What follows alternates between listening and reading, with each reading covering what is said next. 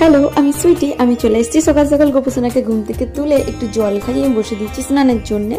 এরপর দেখো ফুল দিয়ে সুন্দর করে দিলাম আজকে সাজিয়ে। আজকে মনটাই বললো যে গোপসোনাকে একটু ফুল দিয়ে স্নান করানো যাক, আর তুলসী তো অবশ্যই দিই। আর দেখো সুন্দর করে স্নান করে দিচ্ছিলাম জল ঢেলে।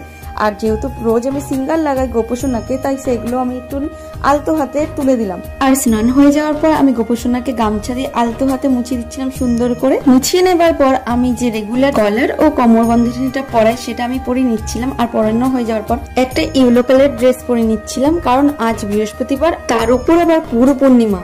আর তোমরা কম বেশি সবাই জানো আজকের দিনে হলুদ খুব শুভ, তাই আমি ফুলের মধ্যেও ব্যবহার করেছি হলুদ কালার। দেখো তোমাদের এইসব কথা বলতে বলতে গোপসোনার জামা পরিয়ে আসনে বসে দিয়েছি। আর তারপরেই তার গোপসোনাকে সাজিয়ে দিচ্ছিলাম সুন্দর করে গোপসোনার জিনিস দিয়ে। আর তার প্রিয় বাসি অবশ্যই দিয়েছি। এরপর গোপসোনার প্রিয় ফুল দিয়ে তার আসনটা সাজিয়ে দিয়েছি। আর সাজানো হয়ে যাওয়ার পর আমি ভোগের থালি সাজিয়ে দিচ্ছিলাম গোপসোনার কাছে। তারপর আমি আরতি করে নিচ্ছি এখানে।